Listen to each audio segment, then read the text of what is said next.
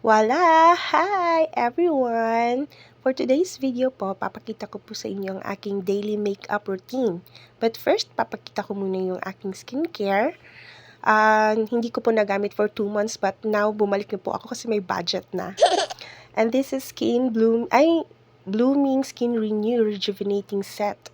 Ito yung toner and skin renew for actually nighttime, pero gumagamit po din ako ng daytime. But during daytime, dapat gumamit din kayo ng sunblock. Kompleto na po siya, set with 2 sabon na po siya. Super nice po at super effective. Since 2018, gumagamit po ako nito, promise. Totoo. Maganda po siya lahat ng skin type. Okay po, so start na po tayo. Una, maglalagay po tayo ng ating primer from O2O po ito. Zero pores po ito. I bought this from TikTok shop for only 215 pesos. Actually, konti na lang siya. But, mag-restock na lang ako. Siyempre, lagyan din natin yung loob.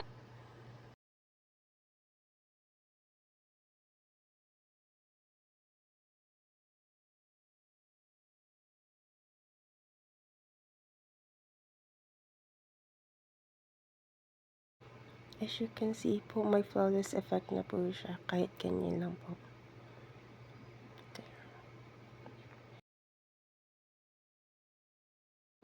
Next po ay maglalagay na po tayo ng full cover foundation. Gumagamit po ako ng Super Stay shade of 220. 30 hour. Before is 24 hours. But now it's pinaano po nila. Mas pinatagal na 30 hours. Super as in from morning until next day na naman. Andyan pa siya. Super effective. Meron din po akong ginagamit na another foundation din po, liquid foundation, Lamella from Shein. Bili ko po ito sa Shein. Maganda din siya gamitin. Hindi siya matte, pero nice din siya.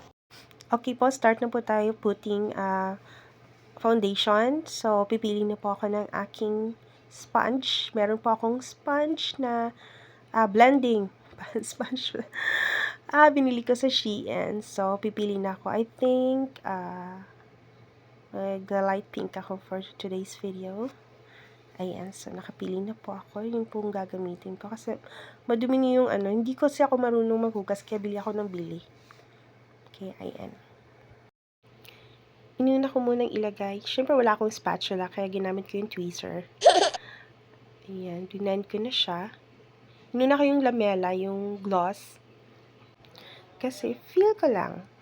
Always ko kasing ginagamit yung Super Stay. Parang paubos na siya, kaya sayang. So, ayan na.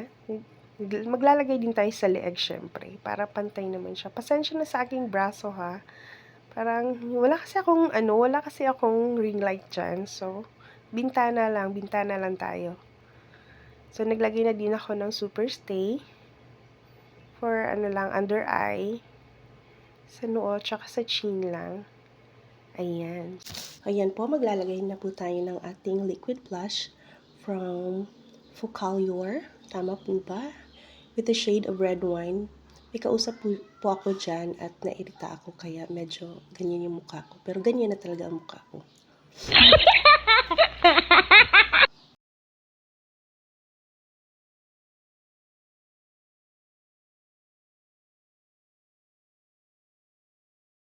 As you can see, nagko-contour na po ako dyan. I don't know kung tama po itong ginagawa ko, but I'm using BYS Contour Trio. Ito po. Ayan. I don't know kung tama ito, but just trust the process. Ayan na po. Naglalagay na po ako ng contour.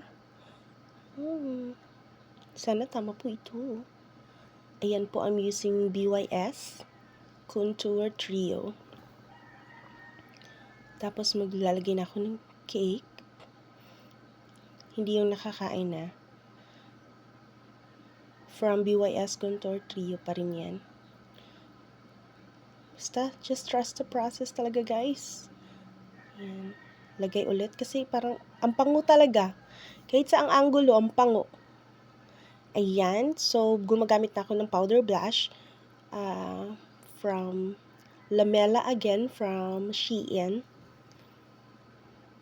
Ayan, para magkabuhay naman ang ating face. So, next, gagawa na po ng ating eyebrows. I'm using LA Girl since 2018 din.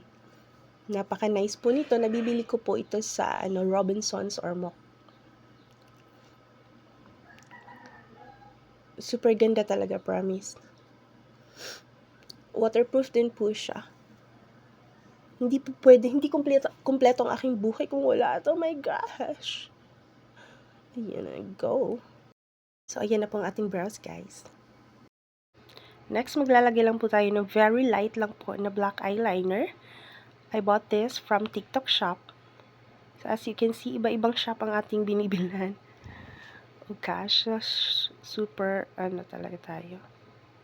Shopaholic. Go. Go, so next po. Pasensya po sa aking background. My gosh. Magka-curl na po tayo ng ating eyelash. I'm using Hyper Curl from Maybelline, New York again.